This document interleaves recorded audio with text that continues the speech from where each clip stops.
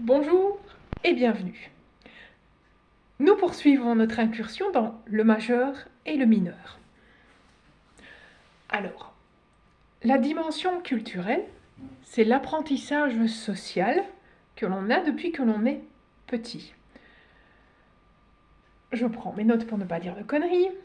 Donc, notre perception, elle est conditionnée depuis le berceau par ce que l'on entend, par les berceuses, parce que papa et maman nous font écouter. Et dans la culture occidentale, quasiment toutes les berceuses sont en majeur parce que il y a un côté apaisant grâce à la présence des harmoniques.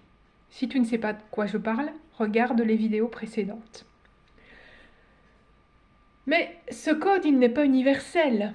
Dans les années 1970, Sims et Cassidy ont fait des recherches sur les enfants de 3 à 5 ans, et dans cette période-là, ces enfants n'associaient pas systématiquement le mineur avec tristesse. Ce lien va se renforcer avec l'âge et avec l'exposition culturelle en fonction de ce qu'on va écouter. Mais il y a aussi des inversions et des exceptions, et on le verra aussi la semaine prochaine.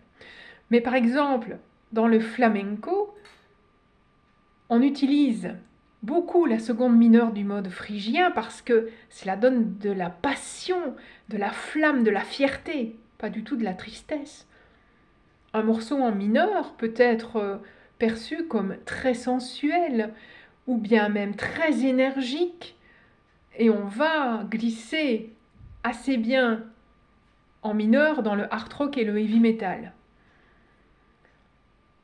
Conclusion, je vais te donner 3 morceaux que tu vas écouter de styles différents. Je ne te dis absolument pas si c'est majeur ou mineur. Tu vas essayer de trouver par toi-même. Tu auras les réponses après une petite exposition de quelques secondes à chaque morceau. Donc ton but à toi, ça va être simplement d'entendre, tiens, c'est majeur, tiens, c'est mineur.